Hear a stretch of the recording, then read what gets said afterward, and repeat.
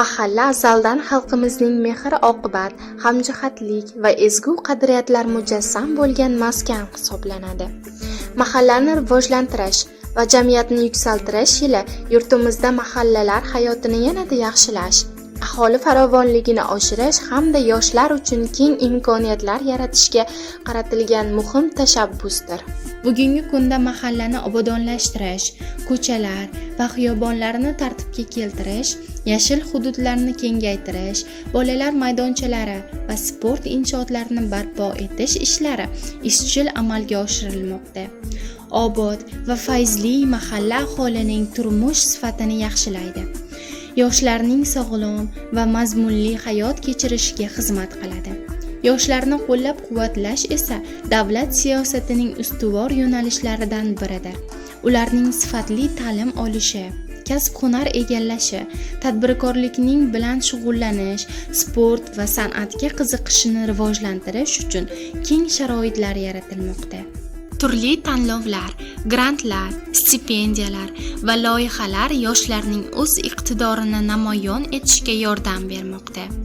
Ayniqsa, kitobxonlik madaniyatini yuksaltirish yoshlarning ma'naviy kamolotida muhim ahamiyatga ega.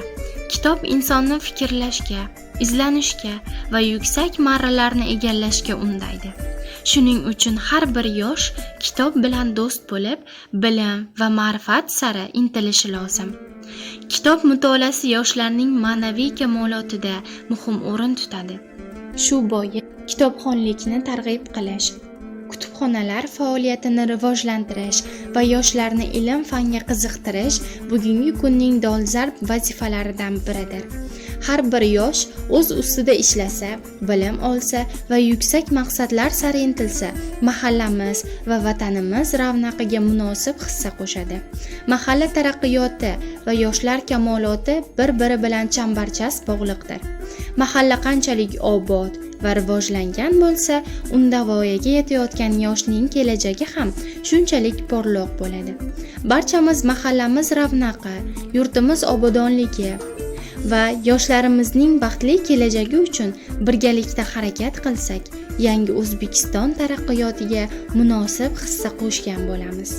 Unutmang, bilimli yoshlar kelajak bunyodkorlari, obod mahalla esa taraqqiyot poydevoridir.